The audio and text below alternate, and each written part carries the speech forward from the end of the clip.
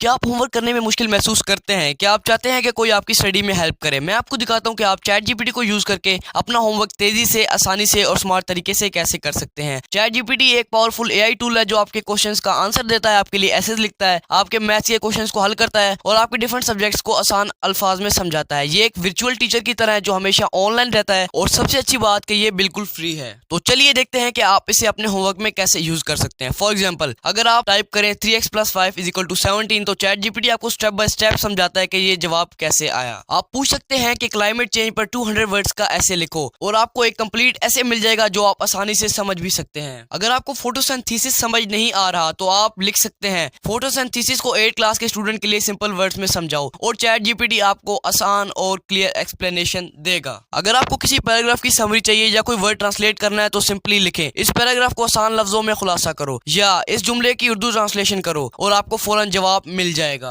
Chat GPT सिर्फ homework ही नहीं बल्कि पढ़ाई के और भी कामों में मदद करता है, जैसे स्टडी शेड्यूल बनवाना।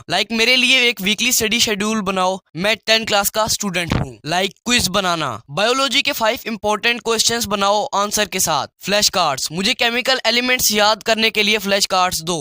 इंग्लिश सीखने के लिए रोजाना यूज होने वाले 5 वर्ड्स या सेंटेंस उर्दू ट्रांसलेशन के साथ बताओ। लेकिन याद रहे, चैट जीपीटी से लिए गए जवाब को सिर्फ कॉपी ना करें बल्कि उसे सीखें, समझें और अपने लफ्जों में लिखें। हमेशा अपनी किताब या टीचर से जरूर कंफर्म करें। एआई एक हेल्पर है लेकिन सीखना आपका काम है। तो ये था चैट जीपीटी का जादू जो कि आपकी स्टडी को बना सकता है फास्ट, इजी और इंटरेस्ट। अगर वीडियो पसंद आई हो तो वीडियो को लाइक करें और चैनल को सब्सक्राइब करें और नीचे कमेंट में बताएं कि आपको चैट जीपीटी का कौन सा फीचर सबसे ज्यादा पसंद आया। मिलते हैं अगली वीडियो में, तब तक के लिए गुड बाय।